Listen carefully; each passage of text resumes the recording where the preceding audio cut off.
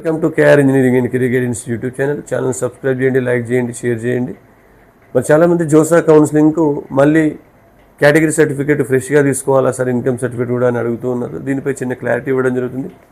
JoSAA 2026 కౌన్సిలింగ్లో పాల్గొనబోయే అభ్యర్థులు, అంటే మీరు మెయిన్స్ అడ్వాన్స్లో మంచి పర్సంటేజ్ పొందగలిగిన అభ్యర్థులు, ర్యాంక్ పొందగలిగిన అభ్యర్థులు, మీరు కేటగిరీ సర్టిఫికేట్ ఖచ్చితంగా ఏప్రిల్ 1 తర్వాత మాత్రమే తీసుకోవాలి. ఇది ప్రధానంగా ఓబీసీ నాన్ క్రిమిలేయర్ వాళ్ళు కానీ లేదా జనరల్ ఈడబ్ల్యూఎస్ వాళ్ళు కానీ డెఫినెట్గా మీరు ఏప్రిల్ 1 తర్వాత తీసిన సర్టిఫికేట్ మాత్రమే చెల్లుతుంది. ఎస్సీ ఎస్టీ వాళ్ళకు ఓల్డ్ సర్టిఫికేట్ ఉన్న అప్లికేబుల్ అవుతుంది. కానీ ఈ 2 కేటగిరీస్ వాళ్ళకు తప్పకుండా మీరు కొత్త సర్టిఫికేట్ తీసుకోండి.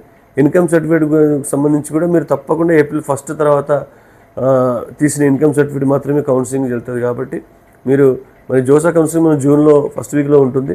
అప్పటి వరకు వెయిట్ చేయకుండా ఇమీడియట్గా ఏప్రిల్ స్టార్ట్ కాగానే ఏప్రిల్ ఫస్ట్ వీక్లోనే తీసి పెట్టుకుంటే రద్దీ కూడా తక్కువ ఉంటుంది.